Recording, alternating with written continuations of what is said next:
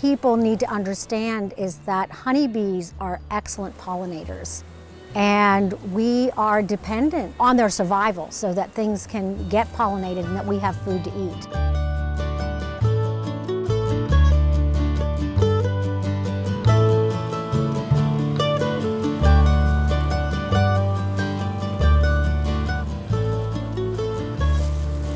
This is capped honey, and they're bringing nectar in here. Do you see the wet cells? I've been interested in beekeeping for several years. I know there are certain things that you can do to make it more successful, so I'm trying to learn all I can before I actually do it for real. I've never seen inside a real beehive. So to see what's actually happening in there, I've read books, I've seen pictures, I've watched videos, but to actually see it in person is really incredible. They're going to sting at your suit. Every stinger mark you see on your suit is a dead bee. We are hosting the Anderson County Beekeepers Field Day today, and then we go all the way through covering state regulations and hive inspections, even as simple as how to light a smoker. And we like to take folks into a hive and show them this is what it's supposed to look like. I'm Kathy Loudon, and I am currently the membership coordinator with the Anderson County Beekeepers Association. And my husband and I have been members in the association for several years now. A lot of people don't realize how many bees it takes to make some honey. A worker bee, which is a female, the one that brings in the pollen and the nectar, in her entire lifetime makes about 1/8 of a teaspoon of honey. So imagine, an 1/8 of a teaspoon is just a few little drops, how many bees it takes to not only just feed that colony, but to make the excess honey. Beekeeping isn't just about collecting honey. That's kind of your little extra benefit that you get from beekeeping. But what people need to understand is that honeybees are excellent pollinators, and we are dependent on their survival so that things can get pollinated and that we have food to eat. Honeybees were not native to this continent. We brought them over by the Europeans, and it has changed the way we grow food and what we eat because we are dependent now on the foods that they pollinate.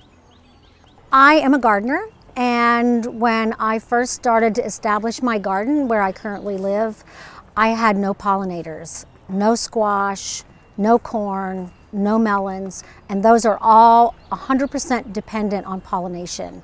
So my husband decided that he would start attending classes to learn to be a beekeeper, and we just got sucked right into doing it. We started in 2006, and my garden is amazing now. Corn, our squash, our melons, peaches, apples, 100% for almonds.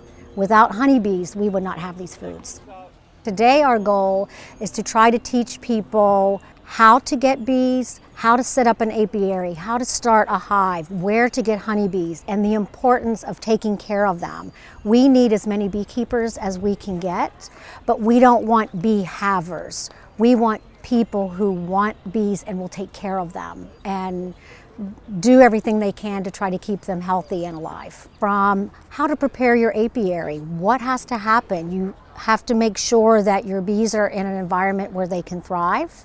You don't want to put them so that they're facing your neighbor's house, for instance. Just good practical things on how to get started. We also show them how to put a hive together, how to build a frame. You'll put 10 frames in, the bees will go in there, the inner cover will go on top of that, and after the inner cover is the telescoping cover. Of course, the inner cover has got a groove right there that's for ventilation. The bottom has got the screen, so the ventilation is going to come up through the hole and out the front. When a beekeeper starts, he will buy either a nucleus or a package. A package contains 3 pounds of bees and a queen. Each pound is about 3,500 bees. So in a package, you start out with about 11,000 bees, give or take a few. But an established hive, by the end of summer, you're possibly looking at 70 to 80,000 bees. A lot of bees. I have noticed in the last several years, we've had such an increase in interest and inquiries about keeping bees. And I have seen that people are really interested in learning as much as they can before they actually go out and buy the bees. And that is the perfect way to do it. You know, find a bee buddy, come to classes like we're having here today so that they can be better prepared and understand what is coming down the line. It's not as simple as putting up a box and putting bees in it and leaving them go. There's a lot of work, lots to be learned, and even for as long as I've been doing it, I'm still learning. Queen cell, queen cell. This one's open, that one's closed. This is drone brood. There's currently lots and lots of research being done as to why we're seeing such a decline in honeybees. We know for sure that the pesticides and insecticides are playing a major role, and especially in East Tennessee, we have lots of mosquitoes. People are very worried about mosquitoes because of West Nile virus, so they do these big community sprayings. And that can just be devastating to an apiary. And those kinds of things, we just need to educate the public. Anybody can help with the honeybee population by being very careful about things you use to treat your yard. Plant things that are bee friendly. I know some people have no choice but to use some pesticides in certain situations, but applied correctly and at night would be much more friendly towards the honeybees, because the beekeeper could close the hive up for the night and protect them from exposure to those pesticides. Planting bee-friendly plants, anybody, children could do that. We need to teach our children about that.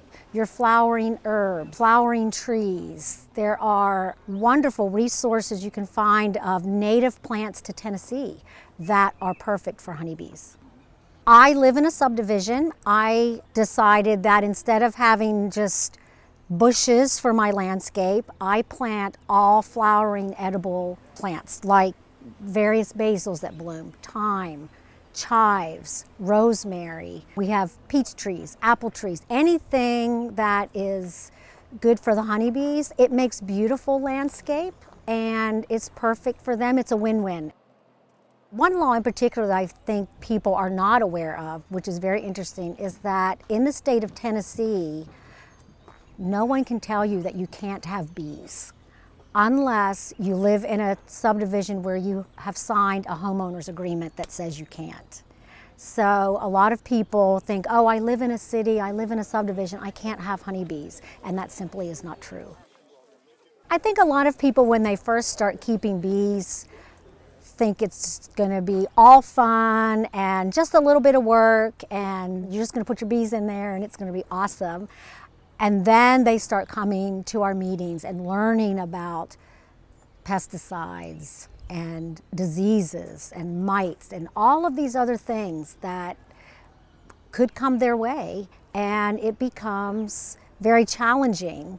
Again, that's why we really encourage them, get a bee buddy, find somebody, even if they've only been a beekeeper for 1 year, they know more than you do, and that's the key. They're so knowledgeable. There are so many things about this you just don't know until you're actually doing it.